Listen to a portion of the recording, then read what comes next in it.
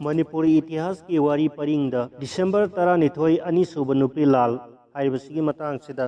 खरा मुक तामिनसी कुमजा 1958 की दिसंबर 12 से मणिपुर की पुवारी की मरोइब नुमित अमा ओइना नुपी लाल हाइना खंगनरी सही असिदी यामनमक लाइबक थीबा मतम हाइबदो ओइखी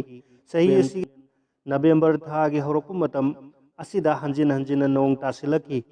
मसिना मरम ओइरदुना लौ खावबदा अवाबा मोइखी मसिगी मथक्ता नवेंबर थागी मयाइददी लेनसु अंगपदा तासिंदुना अवाबगी मथक्ता अवाबा हाइबदो ओइखी फौगी साथोक यामना हंथनकी चानब फौ लैरक्तबा याई खनदुना खुत्ता पैसा खरा पाइजबा मीसिंग फावबा फौ यामना वांचिनकी फौगी ममल हानदगी सरुक अहुम हेना तांखटकी सेंजाउ पाइबा मरवारी सिंगना वाचत वानोम तौबदगी मणिपुर स्टेट दरबार मपान चेंग थाबा थिंबगी ऑर्डर अदुसु नवेंबर थागी तांग 14 लौथोकी मपान चेंग थादोखिबा थिंबगी सेंजाउ पाइबा कयाने एजेंसिंगी खुथांगदा फौ वांसिलमी मतम अदुदा मणिपुरदा चेंग तकनबा मिल 13 लेरमी इम्फाल 13 अमसुंग सेंगमाइदा अमनी मिल खरगी मपुना चेंग मपान थाबगी एजेंट ओइरमी मखोइना पाइनिंगबा फौ पैसिनबदा मतमदुगी गवर्नमेंट अथिंगबा अमत लेरमदे खुंगंगदगी पुखलकबा फौ पुनमक इम्फालगी मरुओइबा लमलोंग कोंगबा सिंगजमई कैथेना सिंगबदा योनरमी हाइरिबा सही असिददी फौ अयाम्बा कैथेनदा पुरकपगी महुत्ता मिलदा ओइना पुनखिरमी फिबम असे यौरकपदा कुमजा 1958 की दिसंबर तांग 9 यौरकपददी तेरा कैथेलदगी अरिबम ओंगबी चौबितोन कौबी संगोम योनबी अमना लुसिंगबी नुपीसिंगना ख्वारबन कैथेलदा लैबा चेंग तकनबा मिलसिंगदा चत मिल मपुसिंगदा चेंग तकपा लेपिउ हाइजरमी अदुगा चेंग तकफमदा पुरकपा फौसु पुबिरक्तनबा हाइजरमी मदुगी महुत्ता कैथेलदा योनबिउ हाइजरमी मखोइना हाइजबदो कनामतना ताबिरमदे असुमना सही अदुगी तांग 11 संगोम योनबीसिंग अमसुंग नुपी खरगा लोइनना इम्फालदा लैबा मिन मपुसिंगदा चेंग तकपा तोकपिनबा हाइजबा अमुकसु चलमी नुमित असिमक्ता कैथेल फंबी इमा इबेलसिंगना पॉलिटिकल एजेंट उनबा चलमी पॉलिटिकल एजेंटसु टूर चटखिबदगी उनबा फंगलमदे कैथेल फंबीसिंगना हनबा लैतना मणिपुर स्टेट तमना चटननबा लेपनरमी कैथेल फंबीसिंगना हनबा लैतना मणिपुर स्टेट दरबार तमना चटननबा लेपनरमी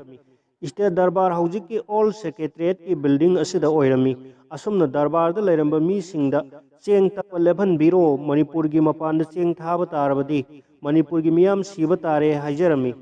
दरबारदा लैरंबा मियोइसिंगना वफम असे हयेंग ओइना खनरसी हाइबदगी नुपीसिंग अदो हनरक्लमी मखोइना मथंगी नुमित नुपीसिंग ख्वारमन कैथेनदा तिनबा हाइनसु वारेपनरमी दिसंबर की तांग 12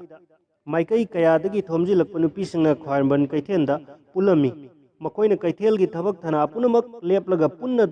दरबार तान चलमी मखोइना दरबार की प्रेसिडेंट टी.ए. शार्प नत्तना ngarang unakhiba maitai macha amatta leiramde दरबार मेंबरसिंगदा हाइखिबा वफम पुनमक चिथदना टी.ए. शार्पता खंगनखी अदुबु टी.ए. शार्पना चेंग थाबा एजेंट हापा चेंग मपान थादोक पुनमक निंगथौरेनगी ऑर्डरना तौबनी महांगना ngamba हाइबु वफम अदो निंगथौरेनदा टेलीग्राम तौदुना खंगनबा खक्तनी हाइरखी मतम असिदा निंगथौरेलदी नवदीपता लैखिबनी दरबार प्रेसिडेंट की वफम अदो इमा इबेलसिंगना यानरदुना टेलीग्राफ ऑफिस फावबा लांगमिनदुना निंगथौरेलदा टेलीग्राम थाखी टेलीग्राम थारबनीना मिस्टर शार्पना महाक चलगे हाइखी नुपीसिंगना निंगथौरेल की टेलीग्राम पाउखुम लाक्ट्रि फावबा मखोइगे लैमिननबा टेलीग्राम ऑफिस क्वेश्चनदुना महाक फाजिनदुना थमखिबनी मतांग असिदा टी.ए. शार्पना मरी सुबा असम राइफल्स पाउ पीबदगी असम राइफल्स की सिपाही कांगबु अमा नोंमैदा संगिन पानसिलगा टेलीग्राफ ऑफिस लाक्तुना इमा इबेल सिंगबु तानथोक्लमी पाउखुम निंगथौरेलदगी लाक्ट्रि फावबु चलोय हाइदुना मफमदुदगी लेंद्रबदा इमा सिंग अदुबु संगिन थिनबा अमसुंग नोंमै बटना सुदुना तानखाइबा हौरक्लमी संगिन थिनबगी ईतना टेलीग्राफ ऑफिस अदो पुंगांग nganglami पुन्ना इमा इबेल 53 सोक्लमी असुमना इखेंग ताख्रबगी नोंगानबा दिसंबर 13 निंगथौरेनगी याथंगना चेंगी मिलना चेंग तकपा अमसुंग मणिपुर की मपानदा चेंग थाबा हिंगलमी थौदो असिबु ngasi फावबदा दिसंबर तांग 12 लाकपा खुदिंगदा अनीसुबा नुपी लान नुपीसिंगी थौना सिंग अदुबु निंगसिंगदुना थौरम लेपना पांथोकनरी।